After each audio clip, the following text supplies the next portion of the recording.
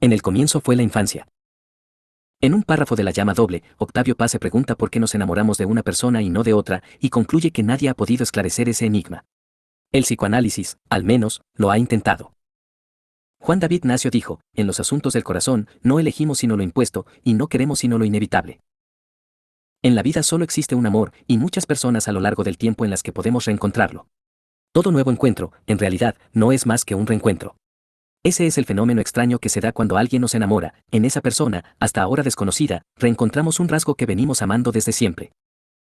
De allí que los enamorados, al poco tiempo de estar juntos, tengan la sensación de conocerse de toda la vida. No es verdad, aunque de cierto modo, sí lo es. Es decir, no son ellos quienes se conocen desde siempre, sino esos rasgos que los habitan y despiertan la pasión. En el amor no existe el libre albedrío, porque todos llevamos desde chicos las marcas que nos conducen a una elección inevitable. ¿Eso quiere decir que estamos condenados a repetir siempre esa elección? No. En ese mismo libro, con enorme lucidez, Octavio Paz resalta que el amor pone en juego dos condiciones contradictorias. Por un lado, la atracción involuntaria que experimentan los amantes, porque nace de un magnetismo secreto y todopoderoso, eso que él no podía responderse, esos rasgos de los que hablamos. Y por otro, la posibilidad de elegir ceder o no a ese magnetismo. Es decir, que en el amor se cruzan la predestinación y la libertad. No podemos evitar sentirnos atraídos por una persona, pero tenemos la potestad de ceder o no a esa atracción. El psicoanálisis, entre otras cosas, está para evitar la repetición sufriente, para ayudarnos a eludir los condicionamientos que nos empujan al dolor. ¿De qué manera? Trabajando para cambiar nuestra historia y modificar las huellas que nos impiden construir un buen destino. Alguien cuestionará cómo es posible cambiar lo que ya ha sucedido. Después de todo, como dijo Aristóteles, lo que ha sido y ni Dios mismo puede cambiarlo. Pero la historia no es el pasado, sino la apropiación que cada persona hizo de ese pasado. La historia está hecha de recuerdos erróneos, difusos, a veces fabulados incluso, de reminiscencias de cosas que jamás ocurrieron y, sin embargo, para ese sujeto tienen peso de verdad. Gustavo llegó al consultorio una tarde de lluvia. Se lo veía triste y carente de toda confianza en sí mismo. A pesar de ser un hombre brillante, no disfrutaba de su profesión y desestimaba cada gesto de reconocimiento que recibía. Tenía una esposa y un hijo que, según sus propias palabras, no lo amaban demasiado. Nada en el comportamiento de ellos hacía pensar eso, pero así lo sentía.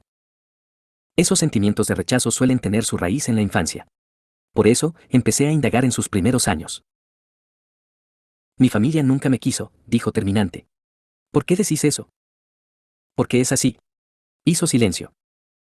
Decime lo primero que se te venga a la mente, lo insté. Vengo de una familia muy humilde. Mi papá trabajaba en una fábrica y mi vieja era empleada doméstica. Somos 3 hermanos, tal vez ahí esté el problema. ¿Por qué? ¿Y ustedes, los psicólogos, no dicen que los hijos del medio se llevan la peor parte? Bueno, yo soy el hijo del medio. ¿Y por qué crees que te llevaste la peor parte? Sus ojos se humedecen. ¿Sabes? A pesar de que éramos muy pobres, mi casa tenía 3 cuartos. Eran precarios, pero nosotros no nos dábamos cuenta de eso. Un día mi viejo armó una cuarta habitación, lejos, separada por el patio, para que cada hijo tuviera su lugar. Eso fue cuando yo tenía más o menos 10 años. Se detiene. Seguí. Noto su angustia. Es que me duele. ¿Qué te duele, Gustavo? Que me mandaran a mí allí. No era lógico. Yo no era el mayor. Pero aún así tuve que irme al otro lado de la casa. Solo, alejado de mi familia. ¿Te das cuenta? Me echaron. Está angustiado, y es una primera entrevista. Por eso, elijo preguntar sobre otras cosas y aminorar su dolor. Sin embargo, el tema volvería más adelante. Anoche tuve un sueño, dijo una sesión luego de unos meses de tratamiento. Es un sueño recurrente. Contame. Me despierto en medio de la noche. Estoy en la habitación del patio. De la casa llegan risas y se escucha música fuerte, como si hubiera una fiesta. Me levanto y entreabro la puerta y veo que mis padres y mis hermanos están bailando. Me pregunto si puedo ir con ellos, pero algo me detiene. Siento que no estoy invitado, y vuelvo a mi cama y me pongo a llorar hecho un ovillo. Me resulta obvio que el sueño está ligado a la sensación de rechazo que experimentó cuando sus padres lo mudaron a ese cuarto que él llama la habitación del patio, y le pregunto si conoce el porqué de aquella decisión. Me responde que no, que jamás les había preguntado. ¿No te parece que es momento de hacerlo? Duda. ¿Qué pasa? Es que no quiero lastimarlos. Ya pasó, y además están tan grandes. Por eso mismo, lo increpo. Quizá no tengas mucho tiempo más para hacerlo. Y me parece que no sería bueno que pases toda la vida con la carga de una duda tan pesada. Además, te estás equivocando. Me mira. ¿En qué? En decir que ya pasó. ¿No ves que ese dolor te recorre todo el tiempo, que reaparece cada noche con ese sueño recurrente? Le costó tomar la decisión de hablar con sus padres, pero por fin, juntó coraje y lo hizo. Esa misma noche me pidió adelantar la sesión. Al día siguiente entró en el consultorio en silencio, se acostó en el diván y rompió en llanto. De a poco se fue acurrucando hasta hacerse un ovillo, como en el sueño. Estaba repitiendo en transferencia la angustia que lo acompañaba desde hacía mucho y que se representaba por las noches en sus pesadillas. Dejé que llorara durante unos minutos y luego le dije que se sentara frente a mí. Le señalé que ya no necesitaba tramitar su dolor de esa manera porque ahora podía ponerle palabras y le pedí que me narrara lo sucedido. Le llevó un rato poder hablar. Nosotros, todos los domingos almorzamos con mis viejos. Vienen también mis hermanos y mis sobrinos. La cuestión es que, después de lo que trabajamos acá, estaba dispuesto a hablar con mis padres. Le pedí a mi mujer que fuera a casa con mi hijo y esperé hasta quedarme a solas con ellos. Y les hablé. Les dije de mi sensación de haber sido rechazado, incluso les conté de mi sueño, y les pregunté por qué me echaron de la casa, por qué me dejaron solo en la habitación del patio, qué hice para que no me quisieran como a mis hermanos. ¿Y qué te respondieron? Agacha la cabeza y se esfuerza por contener el llanto. Se miraron entre ellos. A mi viejo se le llenaron los ojos de lágrimas y mi mamá se levantó de golpe, se arrodilló y me abrazó fuerte. ¿Cómo se te ocurre eso? Me cuestionó. ¿Querés saber por qué te mandamos allí? Para que tus hermanos no te molestaran. Porque queríamos que tuvieras un lugar tranquilo para estudiar, porque vos eras diferente, eras el hijo en que volcamos todas nuestras ilusiones, el que iba a poder, el que iba a llegar. Sostengo el silencio. ¿Te das cuenta? Continúa. Yo no era el hijo de la vergüenza. Era el hijo de la esperanza, del orgullo. Comprendo que es un momento crucial para Gustavo. Por eso, doy por terminada la sesión. Quiero que se lleve esas palabras porque sé que serán un mojón en su vida y que, a partir de este momento, su historia será otra. De esa manera, el trabajo analítico logra que alguien cambie su historia. Una historia en la que habitan las marcas que condicionan nuestras decisiones futuras. Allí se encuentra el origen de todas nuestras elecciones. Especialmente, de nuestras elecciones de amor. No nos enamoramos de cualquier persona, sino de quien tenga algo especial, un rasgo que amamos desde la infancia. Porque la capacidad de amar no es un don natural e instintivo. A amar se aprende. Recorramos esta idea. El ser humano nace indefenso y comprende rápidamente que no puede vivir sin alguien que lo asista, por lo cual debe enfrentar el desafío de hacerse amar para que ese otro lo alimente, lo cuide y lo proteja. Entonces, se pregunta, ¿cómo debo ser para que me amen?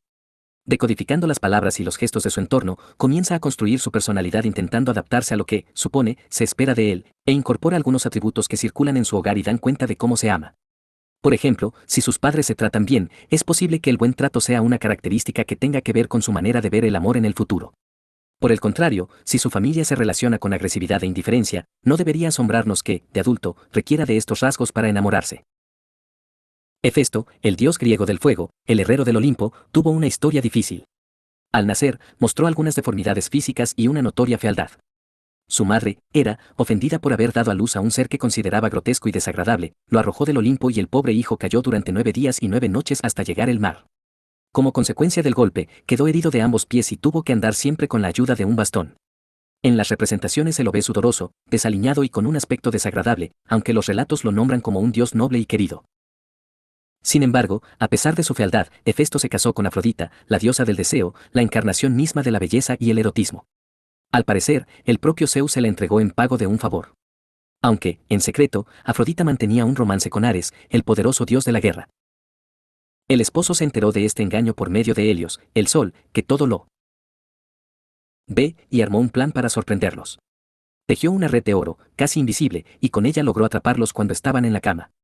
Luego llamó a todos los dioses para avergonzar a los amantes, pero lejos de eso, los habitantes del Olimpo estallaron en algarabía y manifestaron su envidia por Ares que había logrado acostarse con la más bella del mundo.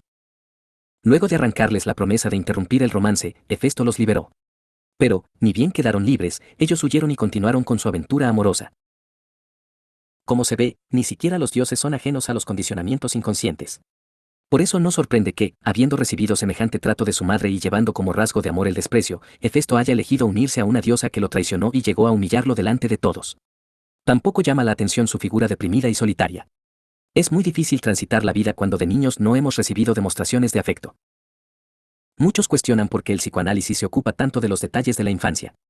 Algunos pacientes, al comienzo del tratamiento, preguntan qué tiene que ver la relación con sus padres con la imposibilidad actual de terminar su carrera, animarse a cambiar de trabajo o construir una pareja. La respuesta es, al mismo tiempo, compleja y muy sencilla. Todo lo que somos encuentra sus raíces en nuestros primeros años de vida.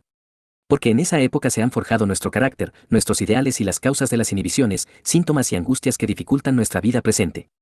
Especialmente en las cuestiones del amor. Dijimos que, para sobrevivir, el bebé necesita de alguien que lo cuide, lo abrigue y alimente. Para que eso ocurra es necesario que esa persona lo reconozca, porque en definitiva eso es el amor, un acto de reconocimiento. Hace siglos, los griegos comprendieron que el peor de los castigos no era la muerte sino el destierro, esa penitencia que obliga al condenado a estar lejos de todo lo que quiere. A diferencia de lo que ocurre en nuestros tiempos, para ellos, la identidad no estaba dada por lo que cada uno era individualmente, sino que dependía de la noción de pertenencia. De allí que acompañaran su nombre con el de su ciudad. Por eso los recordamos como Edipo de Tebas, Heráclito de Efeso, Herodoto de Alicarnaso, Milón de Crotona o Teágenes de Tasos. La mitología griega recuerda a Anteo, un gigante, hijo de Poseidón, señor del mar, y de Gea, la tierra. Anteo habitaba en la región de Libia y, sabiéndose un guerrero invencible, obligaba a todo el que quisiera atravesar sus dominios a luchar contra él. Se dice que, luego de vencerlos, utilizaba los despojos de sus víctimas para construir un templo en honor de su padre, Poseidón. Al parecer, Anteo tenía un secreto que lo hacía invulnerable. Pero, cierta vez, Heracles, el Hércules de los romanos, tuvo que atravesar Libia cuando se dirigía en busca de las manzanas de oro y, como todos los viajeros, debió aceptar el desafío del gigante. Luego de una lucha tremenda, el héroe logró derribarlo 3 veces. Sin embargo, cuando lo creía vencido, Anteo se ponía de pie con más fuerzas que antes y reiniciaba la batalla con más bríos. Hasta que, por fin, Heracles comprendió. Anteo era hijo de Gea, por eso, cada vez que caía al suelo, su madre, la tierra, lo abrazaba y reanimaba sus fuerzas. Entonces, Heracles lo levantó sobre sus hombros para impedir que recibiera el aliento de su madre y de esa manera lo ahogó hasta matarlo. No deja de conmoverme la relación profunda que los griegos establecían con su tierra, sobre todo cuando escucho a muchos que, al hablar de la Argentina dicen, en este país, en lugar de, en mi país. Sea como fuere, lo cierto es que en la antigua Grecia privar a alguien de su patria significaba derrumbar todo su ser. Así, el errabundo vagaba de un lado a otro sin hallar paz hasta que pudiera encontrar a alguien dispuesto a purificarlo de su delito.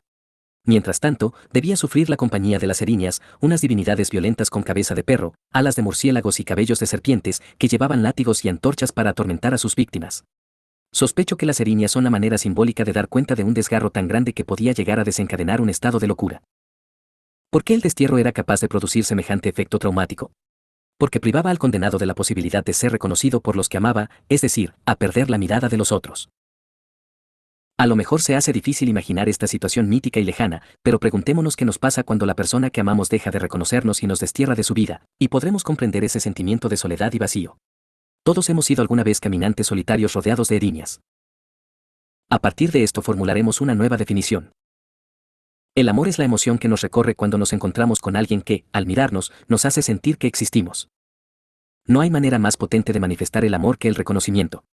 Párense unos minutos a la salida de un jardín de infantes y observen. Verán los ojos de los chicos que van de un lado a otro, hasta que se detienen en una persona. Sí, la han reconocido. Es su mamá. Y esa mirada alcanza para comunicar lo que sienten, como si dijeran, te amo, sos única porque, para mí, sos distinta a los demás. Amar en soledad. Despidiéndonos de a poco de Octavio Paz, subrayemos una frase que aparece en la llama doble, el amor es una apuesta insensata por la libertad. No la mía, la ajena. La cita alude a un tipo de amor difícil de imaginar, el amor sin celos, sin posesión, sin anhelo de devorar la individualidad del otro. En el libro 3 de la Ética, Spinoza lo describió así, el amor es una alegría unida a la idea de su causa. ¿Qué quiere decir? Que, cuando amamos, el otro nos alegra simplemente por su presencia. No porque esté con nosotros, no porque nos elija, sino porque esa presencia vuelve al mundo más bello. Qué lejos estamos de la idea platónica de amar lo que falta. Por el contrario, en esta visión no amamos lo ausente, sino lo que existe, aunque esa existencia no nos prefiera a nosotros. Paige es una joven artesana que realiza obras en arcilla. Leo, un músico que tiene un pequeño estudio de grabación. Viven en la ciudad de Chicago y llevan una vida feliz. Se aman y han construido una relación basada en la pasión, la ternura y el respeto. Una noche, cuando el semáforo los detiene en una esquina, Paige se desabrocha el cinturón de seguridad y se inclina sobre él para besarlo. En ese momento, un camión que no puede frenar los embiste por detrás. Como consecuencia del accidente, ella queda internada en estado de coma. En todo ese tiempo, Leo no se separa de su lado. Hasta que, por fin, un día, ella abre los ojos. Él se le acerca, le pregunta si está bien, y la joven responde. Sí, doctor, estoy bien. Él intenta explicarle que no es su médico sino su marido, pero lo único que consigue es que ella se altere.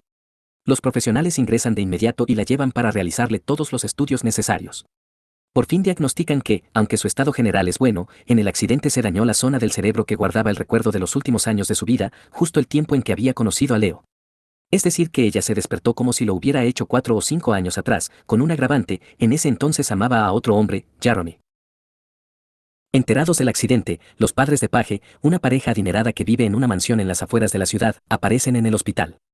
En ese momento, la joven se da cuenta de algo extraño, sus padres y su esposo no se conocen. Confundida, le pregunta a Leo el por qué, pero él elude la respuesta. La familia pretende llevarla a su casa para que se recupere, pero el marido se opone y la convence de que vuelva al hogar que compartían. Ella acepta, aunque no demasiado convencida, después de todo Leo no es más que un desconocido. Ansioso por ayudarla a recordar, él intenta algunas maniobras. La lleva al atelier para que vea las obras que ella realizaba, le muestra fotos de su vida juntos, la reúne con amigos, pero nada de esto surte efecto. Por fin, le propone una aventura. Le cuenta que todos los años, antes de que el lago se congelara, durante la madrugada, cuando nadie podía verlos, ellos se metían en el agua desnudos. Al salir se abrazaban en el auto para darse calor y terminaban haciendo el amor. Paige acepta el desafío, pero sin la obligación de la desnudez ni el sexo. El resultado de la experiencia no es el que Leo esperaba. Su esposa sigue sin recordarlo. Luego de unas semanas, aprovechando la excusa del casamiento de su hermana, ella le comunica que se mudará a la mansión de sus padres para ayudarla con los preparativos. Él acepta, aunque insiste en visitarla. Cuando llega el día de la boda, durante la fiesta, sentado en un rincón, Leo la mira y piensa que esa mujer ya no es su esposa. Se viste diferente, cambió. El color de su pelo, retomó los estudios de derecho que cursaba antes de conocerlo y ha abandonado el arte que tanto la apasionaba. En ese momento Jeremy se le acerca. Se te ve aburrido, lo aborda. Podría presentarte a algunas personas para que no estés tan solo. Después de todo, aquí nadie te conoce, en cambio, a mí me conoce todo el mundo. Leo lo mira. Imagino que estarás muy contento, dice. Resulta que hace mucho tiempo Paige dejó de amarte, abandonó la universidad y esta mansión, se fue a vivir a un departamento pequeño en la ciudad, conoció a un mediocre como yo, se enamoró, se casó y fue feliz. Hasta que un día tuvo un accidente y despertó amándote otra vez. Pero te digo algo, ella me contó por qué dejó de amarte, yo lo sé, y seguro va a recordarlo muy pronto. Solo es cuestión de tiempo para que vuelva a hacerlo. Jeremy sonríe antes de responder. Puede ser. Pensaré en eso mientras me acuesto con tu mujer. Al escucharlo, Leo se pone de pie y lo derriba de un golpe. Se produce un alboroto en la reunión. Paige, que ha visto todo, llega corriendo y le cuestiona por qué lo hizo. Leo, con los ojos rojos, le contesta. Porque no aguanto más, porque estoy cansado de esperar que te acuerdes de mí. Y tengo que aceptarlo, eso nunca va a pasar. Además, acabo de comprender que ya no significo nada en tu vida, vos lo amás a él. ¿Y cómo lo sabes? Porque lo mirás como antes me mirabas a mí. Ya está, se terminó, no voy a molestarte más. Te dejo para que tengas la vida que querés. Y, tras una pausa, continúa, qué difícil es mirar a la persona que se ama y saber que ha llegado el momento de decirle adiós. Pero antes quiero decirte algo, no te olvides de que sos un ser hermoso, el más hermoso del mundo. No aceptes a nadie que no sea capaz de dar todo para hacerte feliz. Gira para retirarse cuando la voz de Paige lo detiene. Lo siento mucho. No sabes cómo me gustaría, algún día, llegar a amar a alguien como vos me amás a mí. Por toda despedida, él le susurra. Encontraste la forma una vez. Volverás a encontrarla. Y sin decir más se va, no solo de la fiesta, sino de su vida. A pesar de su dolor, firma el divorcio, la deja libre y no vuelve a molestarla. Pasa el tiempo y Leo sufre. Por las noches se queda hasta tarde tocando la guitarra en su estudio, componiendo, pensando en ella que, a pesar de su ausencia, todavía vive en él. Con el correr de los meses el duelo hace su trabajo. Leo no la ha olvidado aún, pero intenta conectarse otra vez con la vida. Una tarde, cuando se dirige a su casa junto a una joven, se sorprende al ver que en el escalón de la entrada está sentada Paige. La mujer que lo acompaña los mira y enseguida comprende. Creo que ustedes tienen que hablar, dice antes de retirarse. Leo se sienta junto a su ex esposa y le pregunta por qué está allí. Paige le cuenta que ha descubierto el motivo por el cual él no conocía a su familia. Se ha enterado de que ella misma se había negado a presentarlos porque un hecho doloroso la llevó a tomar la decisión de no verlos más. Vos lo sabías, lo increpa. Él asiente. ¿Por qué no me lo dijiste? Porque no quería que perdieras a tu familia otra vez.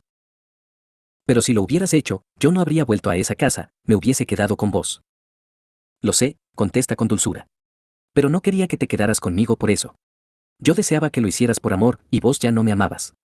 Se hace un silencio, luego del cual Paje le confiesa. Tengo miedo. No sé si en esta situación puedo darme el lujo de perder a mis padres otra vez. La respuesta de Leo es contundente. Entonces no lo hagas. Dals una oportunidad. Ella asiente y se va. Lejos de aprovechar la situación para retomar el contacto, él sigue sin llamarla y cada uno continúa con su vida. Tiempo después, mientras ordena un baúl, Paje encuentra los votos de amor que había escrito en el menú de un restaurante para leerle en el día de su casamiento. Prometo ayudarte a amar la vida. Tratarte siempre con ternura y tener la paciencia que el amor requiere. Hablar cuando sea necesario y compartir el silencio cuando no. Vivir en la calidez de tu corazón y considerarlo siempre mi hogar. Pasan los inviernos, los años, hasta que, en una noche muy fría, Leo camina hasta un bar en busca de un chocolate caliente, pero al llegar a la puerta se encuentra con un cartel que indica, cerrado por nieve.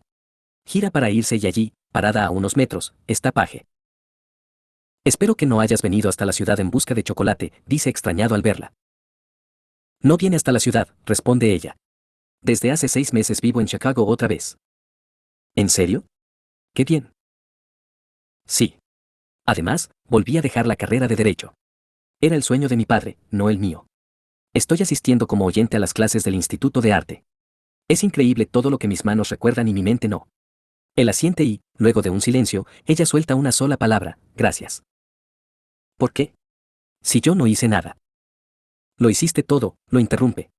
Me aceptaste por lo que era y no por lo que querías que fuese. Me ayudaste a recuperar a mi familia, aunque te odiaran, y me alentaste a recobrar mi vida, por más que no tuvieras lugar en ella. Él se encoge de hombros. Solo quería que fueras feliz. Se miran. La nieve sigue cayendo. De pronto ella lo interroga. ¿No había un lugar cubano al que íbamos cuando éste cerraba? Leo la mira con ansiedad. ¿Te acordaste? La respuesta lo desilusiona. No, pero estuve saliendo con nuestra amiga, Sonia, y hablamos mucho acerca de nosotros. Ah, sí. ¿Y qué te dijo? Me contó cómo era mi vida cuando estábamos juntos, cómo me tratabas, cómo nos amábamos, y dijo también que cree que, en este momento, no está saliendo con nadie. Él sonríe. Es cierto. ¿Y vos, estás viendo a alguien? Ella niega y, luego de una pausa, le clava la mirada y propone, ¿te gustaría ir al café cubano a tomar algo conmigo? Leo asiente sin dudar y comienza a caminar hacia la esquina. Sin embargo, a los pocos pasos se detiene. No, no es una buena idea. No vayamos al bar cubano. Vayamos mejor a un lugar nuevo, a un sitio al que no hayamos ido nunca. Paje acepta, lo toma del brazo y ambos se van caminando bajo la nieve. Este es el argumento de la película Votos de Amor, protagonizada por Rachel McAdams y Channing Tatum. Pero ¿qué es lo más interesante? Que, mientras ellos se pierden en la noche, comienzan los títulos y allí nos cuentan que el film está basado en una historia real. Aparecen las fotos y los nombres de los verdaderos protagonistas, Kemi Cricket Carpenter. También nos enteramos de que volvieron a casarse, que tienen hijos y que ella jamás recordó que lo había amado antes. Amar de frente. Aunque esa apuesta insensata por la libertad del otro, esa alegría unida a la idea de su causa es un postulado noble, resulta demasiado idealista. Sería ingenuo negar que la mayoría de las personas quiere ser correspondida. Después de todo, es la única manera de poder vivir la otra llama del amor, la que compromete al deseo. A diferencia de la ternura, esta vertiente sí requiere de la reciprocidad. Cuando alguien nos atrae, lo que en realidad buscamos es que esa persona nos reconozca con su deseo. Y es tan fuerte ese deseo de ser reconocido, que queremos que lo diga de todas las maneras posibles. Que lo diga con las manos, con los actos, con las palabras.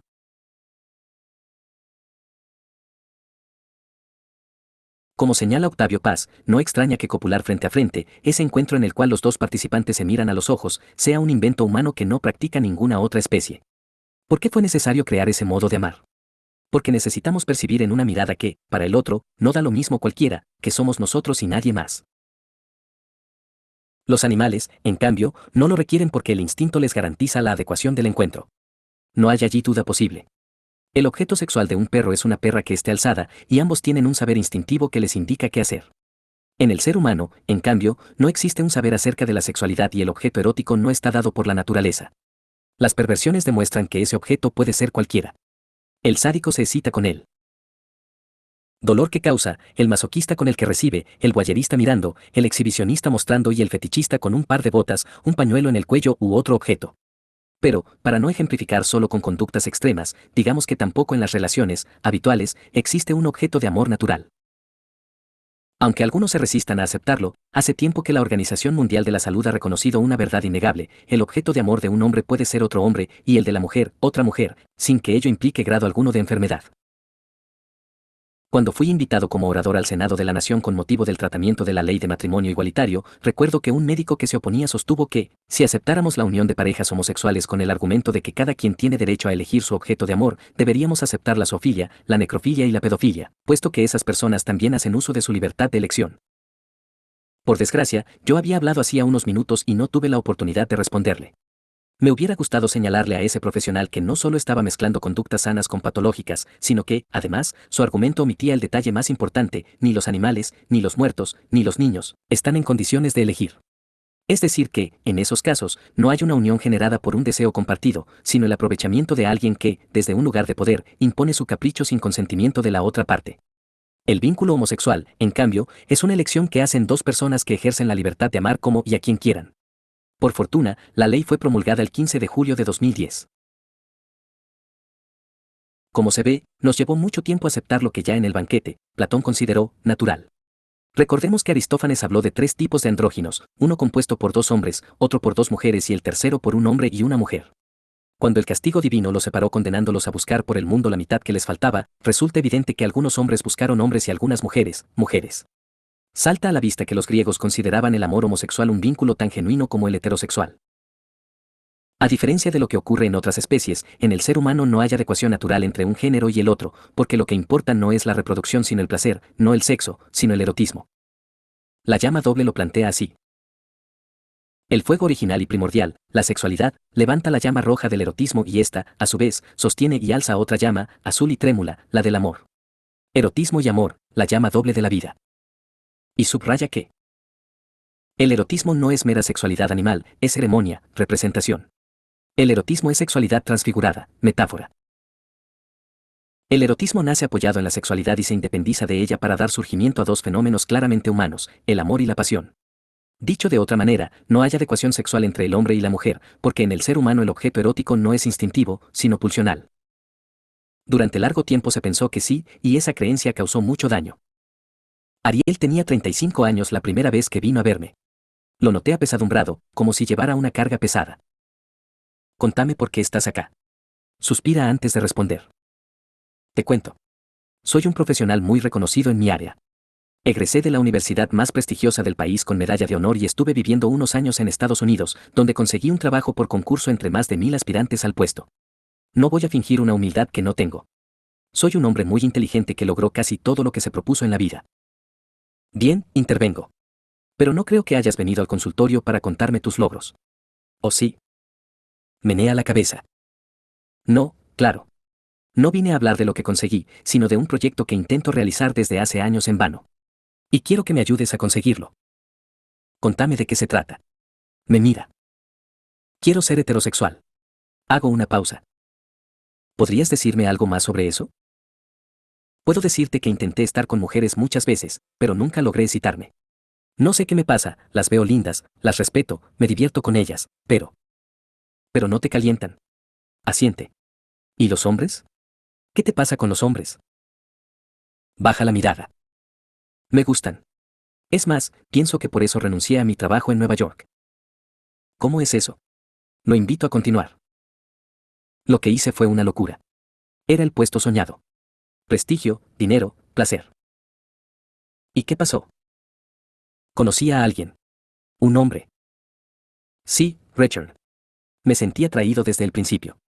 No era la primera vez que me pasaba, pero antes yo era un adolescente y, no sé, pensé que eran cosas de la edad. Te darás cuenta de que soy un bicho de biblioteca. Así que, en aquella época, me puse a investigar y supe que era bastante común que en una etapa de tanta confusión aparecieran obsesiones extrañas, pensamientos raros. ¿Raros? ¿Putos, querés decir? Se ríe. Dada su cultura, les cuento que sabe que la palabra puto viene del latín y significa, justamente, raro. ¿Siempre fantaseaste con hombres?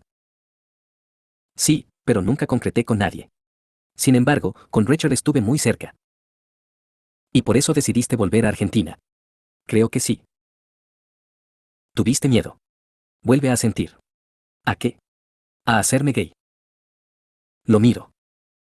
Ariel, vos sos gay. El hecho de que todavía no hayas concretado con nadie no implica que tu identidad sexual no esté definida. En todo caso, sos un gay virgen. Hace un gesto de disgusto. Entonces no vas a ayudarme.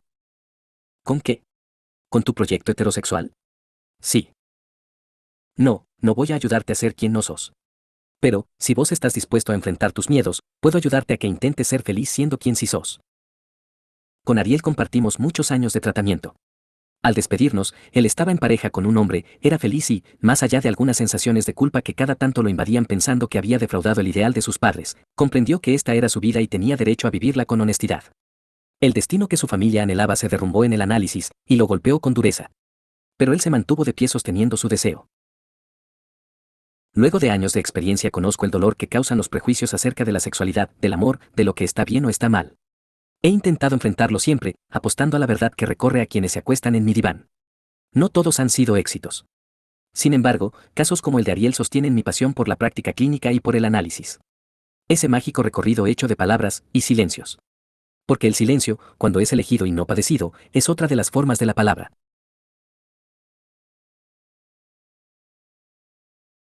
La insatisfacción. Como hemos visto en el relato hebreo de la creación, la insatisfacción aparece desde el inicio.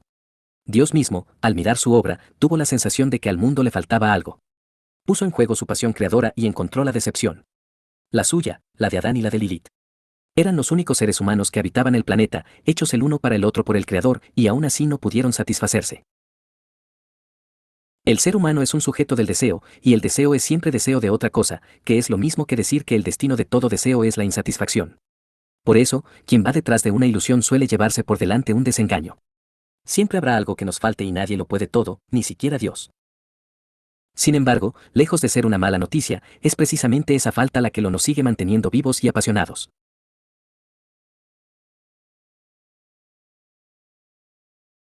Una sexualidad complicada. Dijimos que, en el ser humano, no existe un objeto erótico ni un fin determinado por la especie. Desde lo natural, la única adecuación posible sería la unión de un hombre y una mujer con fines reproductivos. Según este punto de vista, los besos, las caricias, el gusto por contemplar el cuerpo desnudo del amante y todo lo que conocemos como juego erótico previo, no solo serían innecesarios, sino perversos. Sin embargo, aunque muchas religiones han intentado, e intentan todavía mantener esta idea, es claro que no es así como funciona la sexualidad humana. Muy pocas veces en la vida una persona tiene sexo para procrear, porque la pasión no se propone la preservación de la especie, en cambio, nos arrastra por caminos complejos en busca del placer. Desde la óptica de la concepción biológica que supone una sexualidad natural, la sexualidad humana es perversa por definición, porque casi ninguna de sus prácticas persigue un fin natural. Por suerte, muchas de ellas están dentro del campo de la sanidad, a diferencia de la actitud de Adán, quien intentó copular con las hembras de todas las especies animales antes de la llegada de la mujer.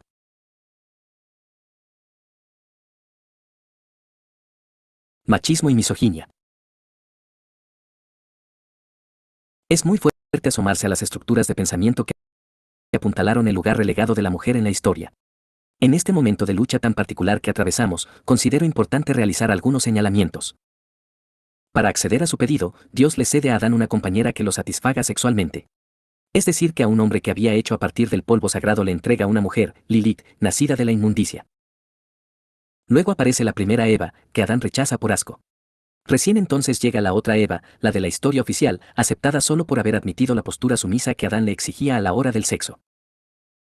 Así como el hombre por haber sido creado por Dios a su imagen y semejanza queda en deuda con él y está obligado a pagarle con la sumisión eterna, la mujer, creada de una parte del cuerpo de ese hombre, el rabo o la costilla, simbólicamente, también quedaría en deuda con él. Deuda que muchos hombres intentan cobrar imponiéndoles la sumisión. Por otra parte, aparece la mujer como la culpable de la pérdida del paraíso y, además, por castigo divino queda condenada a ser dominada por su compañero. Sin mucho esfuerzo, se entiende el enojo que las actuales Lilith sienten por las ideologías patriarcales que aún hoy pretenden mantenerlas en un lugar postergado. Hablo de esas Lilith que luchan cada día en las manifestaciones populares en busca de la reivindicación de los derechos que, hasta ahora, les han sido negados. Esas que levantan el grito sagrado de la primera feminista de la historia, yo también fui hecha con polvo y, por lo tanto, soy tu igual. Las he visto en las calles, en las plazas, resistiendo la lluvia, los insultos y el maltrato de quienes todavía se aferran a mandatos arcaicos para sostener la desigualdad y la injusticia. En la mitología clásica, en cambio, los roles parecen ser más equitativos. Incluso en muchos mitos, como veremos más adelante, las diosas se rebelan e imponen sus deseos. Un último detalle. El amor cortés, esa forma de amor que nació en el siglo XII y del que hablaremos en breve, introduce la primera inversión de roles, ya que si bien no otorga a la mujer derechos civiles o políticos, la coloca en un lugar idealizado en donde, la dama, es motivo de adoración y el caballero se convierte en su vasallo. Es decir que, de algún modo, este amor da cuenta de un acto subversivo, en tanto que coloca a la mujer en un lugar de privilegio. Pasión y desmesura. Los griegos tenían en claro que la desmesura, la ibris, en cualquier ámbito, era la causa de la mayoría de las desgracias. Y el amor no es la excepción. Recuerdo la frase de Sor Juana, el amor es como la sal. Dañan su falta y su sobra. La pasión es un concepto límite que lleva a que las emociones y conductas rocen el borde de la desmesura, ya sea en las fantasías, el erotismo, los celos o la posesión. Y es en ese juego extremo donde aparece el peligro de cruzar hacia la vereda de la patología. De un lado Adán, violento y descontrolado intentando forzar a Lilith. Del otro, la pasión de esta primera mujer por defender su integridad y su deseo.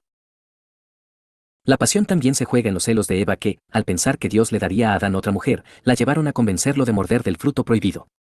También hay pasión en él, al aceptar a la muerte con tal de no perderla. La muerte y los celos son dos condimentos que casi nunca faltan en una buena historia de amor. Ya se trate de Romeo y Julieta, Tristán e Isolda, Paris y Helena o los protagonistas de una novela. Pero no siempre lo que sirve al arte, sirve a la vida. Hemos crecido con tantos relatos en donde la pasión entra de lleno a la enfermedad, que muchos creen que los detalles que vuelven atractivos esos relatos deben, necesariamente, formar parte del amor. Así, los celos, la posesión, la venganza, las erinias de la culpa o el sacrificio, aparecen en muchos vínculos cotidianos y de esta manera los pervierten. Todo tiene un precio. No hay decisión sin consecuencias. Mucho más, cuando esas decisiones son tomadas en momentos apasionados, porque la pasión desenfrenada ensombrece a la razón. Las personas sanas se hacen cargo de las consecuencias de sus actos. Las enfermas, en cambio, tienden a proyectar esa responsabilidad y le echan la culpa a Dios, el destino o a los demás. Adán y Eva se hicieron cargo. Y, aunque el precio que pagaron fue muy grande, perder el paraíso, parir con dolor, conseguir el pan con el sudor diario e, incluso, la muerte, el epitafio que él escribiera en la tumba de su compañera, el paraíso estaba donde ella estaba, hace pensar que tal sacrificio valió la pena. El árbol de la ciencia los premió por haberse entregado a la pasión del conocimiento al precio de enfrentar el enojo de Dios. Por eso, creo que se han ganado el lugar simbólico que ocupan en la historia. Según Alejandro Dolina, solo hay dos cosas importantes en la vida, el amor y el conocimiento. Y ellos jugaron apasionadamente su destino por ambas.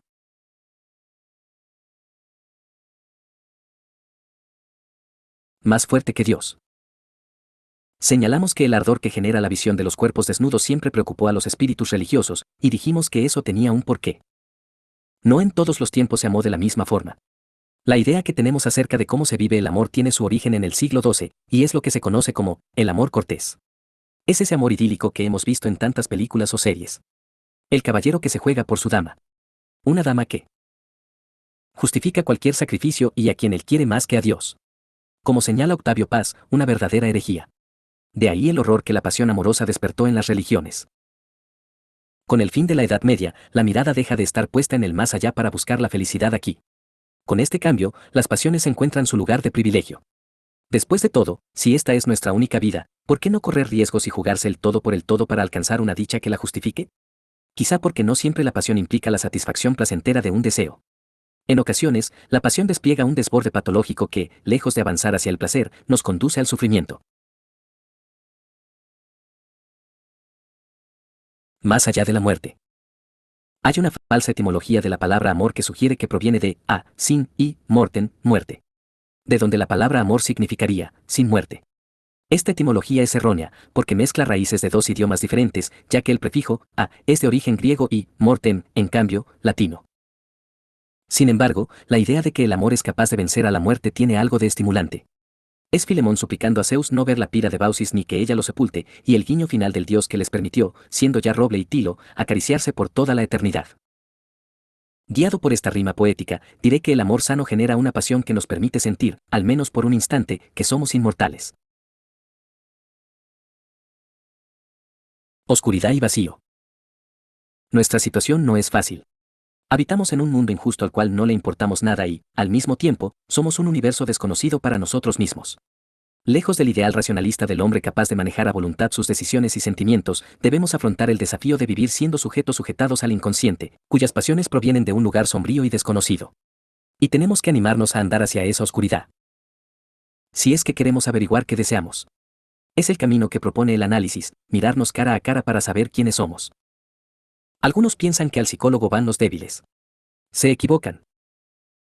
Analizarse es una aventura que solamente pueden emprender los valientes, los que tienen el coraje de admitir que solos no pueden y deciden que ha llegado la hora de enfrentar los miedos. La eternidad en un instante. Una fría noche de invierno, una ilusión anhelada mucho tiempo y dos ancianos delante de una fuente. Esa es la epopeya de Elsa y Fran. Dos personas que, en el horizonte de sus vidas, se animan a vivir un sueño. El sueño grande del amor sin futuro, del presente que apasiona hasta llevarlos a pagar un alto precio. Pero, nos vamos a enfermar, comenta el aferrado a la razón. ¿Y qué? Pregunta ella apasionada. ¿Acaso te importaría mucho morirte aquí, ahora, a mi lado? La pasión en su cara más develada. La que no mide costos y abre la puerta de la eternidad.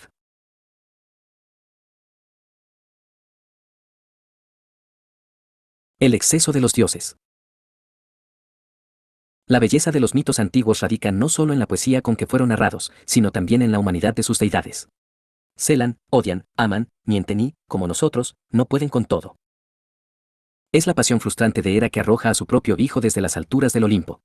La necesidad de reconocimiento de Hefesto que lo lleva a exponer la traición de su mujer buscando un consuelo que no llega. Es el ardor de Afrodita y Ares que rompe el juramento en busca de la satisfacción erótica. Los dioses griegos se nos parecen. Quizá por eso nos resulten tan atractivos. La doble llama. No solo somos sujetos sujetados al inconsciente. Somos, además, seres recorridos por una sexualidad que no tiene que ver con la biología, sino con la palabra. Los primeros filósofos marcaron la división entre el cuerpo y el alma. Una división que todavía muchos sostienen. Ellos ubicaron el cuerpo como el lugar donde se originan las pasiones, y el alma, psique, como la responsable de controlarlas. En efecto, la sexualidad nace en aquellas partes del cuerpo que llamamos zonas erógenas, esas que estimulan los padres cuando bañan o acarician al bebé sin saber que, de esa manera, lo están erotizando. Tarea indispensable para que algún día ese hijo pueda decir, yo.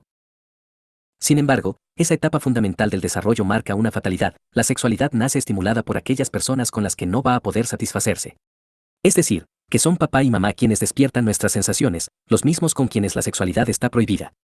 De ahí en adelante, el sexo será siempre un enigma y, muchas veces, un conflicto. El cuerpo es, entonces, el lugar del que parte nuestra sexualidad, pero sería un error creer que queda allí. Por el contrario, el estímulo físico impacta en la psiquis e impone un esfuerzo permanente por satisfacer sus demandas o refrenar sus urgencias. Parafraseando a Freud, diré que la pasión es un concepto límite entre lo psíquico y lo somático. Con esa característica particular de todo límite, une a la vez que separa. La vida y el dolor. Quien ama, sufre. Quien no ama, enferma. El amor y el dolor son conceptos inseparables. Es imposible pensar un amor que no duela, y no existe dolor que no tenga como origen un amor. El dolor psíquico aparece cuando nos vemos obligados a separarnos de algo que amamos. Una separación tan dolorosa que, por momentos, tenemos la sensación de que no podremos soportarla. Como dijo el doctor Juan David Nacio, no existe dolor sin un trasfondo de amor. Sin embargo, no es lo mismo el dolor que la enfermedad. Muchas veces, el dolor da cuenta del esfuerzo que hacemos por mantenernos sanos. Solemos escuchar que alguien dice que va a morir de dolor. No es cierto. De dolor no se muere, con dolor se vive. La dignidad y el amor. A amar se aprende, y es posible que alguien lo haya hecho de la mano del sufrimiento o la violencia. No resultará extraño, entonces, que de adulto, esa persona construya vínculos basados en aquel modelo sufriente. Si quiere salir de ese círculo enfermo, deberá pagar el precio de estar solo hasta que aprenda a amar de un modo distinto. Es difícil, pero vale la pena. Después de todo, la soledad, cuando es necesaria, es el mejor de los caminos posibles. No todos los amores merecen ser vividos. Solo aquellos que nos permiten amar de pie. El precio del amor jamás puede ser la pérdida de la dignidad, porque la dignidad es otro de los nombres del amor propio. Solo puede amar sanamente quien tiene algo noble para dar y, para eso, es imprescindible comenzar por respetarse a sí mismo. Los amores que humillan nos cosifican, nos transforman en objetos, y un objeto no es capaz de dar amor. Si alguien está en una relación enferma, lo mejor será que la abandone, aunque duela. Será el dolor que implique el trabajo de duelo, que puede durar meses, pero pasará. En cambio, estar en un vínculo sufriente puede durar toda la vida. En el amor cortés, por ejemplo, el caballero ofrecía sus servicios a una dama que no podía tener porque, en general, estaba casada. Aún así, para gloria de su nombre, el caballero se iba en busca de hazañas que pusieran a prueba su valor. La dama tenía el derecho de pedirle lo que quisiera, y algunas fueron especialmente crueles. Según cuenta Paul Tabori en su libro Historia de la estupidez humana, cierto día, el caballero de Genlis, un noble francés al servicio del rey Enrique III, paseaba con su amada sobre uno de los puentes del Sena cuando ella dejó caer al río su pañuelo y le ordenó que lo recobrara. El hombre le confesó que no sabía nadar, pero la dama lo trató de cobarde y juró que rechazaría sus servicios si no lo hacía. Ante la posibilidad de perderla, el caballero se zambulló sin dudarlo. Unos boteros lo rescataron poco después, cuando estaba a punto de morir. Muy distinta es la actitud que se narra en la conocida balada de Friedrich von Schiller. En este caso, el caballero acompañaba a su dama por el zoológico del castillo cuando, al pasar delante de los leones, la mujer arrojó su guante dentro de la jaula y le exigió que entrara a rescatarlo para probar su valor. Sin dudar, el hombre lo hizo. Con este acto, él había probado que era digno de amor, pero ella no. Por eso, al salir, le arrojó el guante en la cara y se fue sin mirar atrás. En la película Votos de Amor, su protagonista encarna ese ideal que postularon Octavio Paz: el amor es una apuesta insensata por la libertad. No la mía, la ajena, y Baruch Spinoza: el amor es una alegría unida a la idea de su causa. Leo amó a Paje por quien era. Sin embargo, no entregó su dignidad a cambio de ese amor. Luchó mientras sintió que tenía una oportunidad y luego se fue. Sin humillarse, sin dar lástima. Y quizá por eso pudo recuperarla. ¿Quién puede amar a una persona que se arrastra? Él, en cambio, se mantuvo de pie y atravesó el infierno. Porque cuando se pierde al amado también aparece un dolor pasional. Pocas cosas se parecen tanto a la muerte como el desamor. Cuando estamos frente a alguien que nos dejó de amar, tenemos la sensación de que esa persona, como Paje, ha perdido la memoria. Se ha olvidado de todo, de la ternura, de los proyectos y, sobre todo, de la pasión que nos unía. Sin embargo, por difícil que resulte, el desafío es resistir la tentación de quedar melancolizado, ponerse de pie, levantar la vista y dejar que el otro se vaya. De lo contrario, no habremos perdido un amor sino dos: el de la persona que amamos, y el nuestro, el amor propio. Pero ya es demasiado tarde. Mañana será otra noche. Entre bahías y fiordos, glaciares y volcanes, no lejos del círculo polar ártico, se encuentra una tierra de hielo. El frío la azota y el océano lastima sus acantilados. El sol de medianoche, la extensa vegetación, los rayos de la aurora boreal y la luz eterna del verano breve completan un escenario tan bello como hostil. La historiadora inglesa Helen Adeline Gober sostuvo que no resultaba extraño que, al mirar el mundo que los rodeaba, sus habitantes, los islandeses, pensaran que el universo había sido creado a partir de una extraña mezcla de fuego y hielo. Quizá por eso la mitología nórdica es trágica y está recorrida por una obsesión: la eterna lucha entre el bien y el mal, entre fuerzas beneficiosas y dañinas. Por ahora nos guía una hipótesis: la pasión desata una fuerza que, en su desmesura, es capaz de llevarnos al límite del placer y del dolor. Hemos dicho también que tiene un precio. Odín era el más importante de los dioses nórdicos. Representación del aire, se encargaba además de proteger a héroes y príncipes. Vivía en Asgard, una suerte de Olimpo, y tenía un trono conocido como Lidskjalf, ubicado en un lugar tan elevado que le permitía de un vistazo observar qué hacían, no solo los hombres, sino también los enanos, los gigantes, los elfos e, incluso, los otros dioses. Era, además, el dios de la sabiduría. Mérito que le costó muy caro. Según los mitos, la inteligencia y la sabiduría se guardaban en una fuente que se hallaba en el centro mismo del mundo. El lugar era severamente custodiado por el gigante Mimir, del cual el manantial había tomado su nombre. Se cuenta que un día Odín llegó hasta la fuente y le pidió al gigante que lo dejara beber del agua del conocimiento. Mimir le respondió que si quería probar un sorbo debía sacrificar un ojo. El dios, que anhelaba la sabiduría, no lo dudó un segundo. Se sacó un ojo y lo entregó al guardián. Recién entonces pudo beber y, al instante, obtuvo el saber y la comprensión acerca de todo. Como Adán y Eva por morder el fruto de la ciencia, también el príncipe de Asgard pagó un alto precio para obtener el saber. Ellos perdieron el paraíso, a él, en cambio, la pasión por el conocimiento le costó un ojo de la cara. Por fortuna contó con la ayuda de Hugin y Munin, dos cuervos que recorrían el universo y eran sus ojos y sus oídos. Pero no era la sabiduría la única de las pasiones de Odín. El dios, además, quería ser poeta. En el mundo mítico de los nórdicos, los enanos eran los encargados de fabricar un hidromiel tan especial que confería la inspiración poética. Obviamente, no se trataba de un hidromiel cualquiera. El brebaje contenía un ingrediente secreto, lágrimas de Odr, señor de la inspiración. Aquel brebaje era tan codiciado que los gigantes lo robaron y lo dejaron custodiado por una giganta llamada Gunnlod. Pero eso no iba a detener a Odín. Decidido a adquirir el arte de la poesía, se metamorfoseó en un gigante hermoso, sedujo a Gunnlod y, luego de 2 días de desenfreno erótico, logró que ella le ofreciera un sorbo. Desde entonces, el dios solo habla en verso. Resulta bella esta idea de que la poesía sea una mezcla de miel y lágrimas, es decir, de placer y sufrimiento. Hielo y fuego. Sangre y miel. Como la pasión.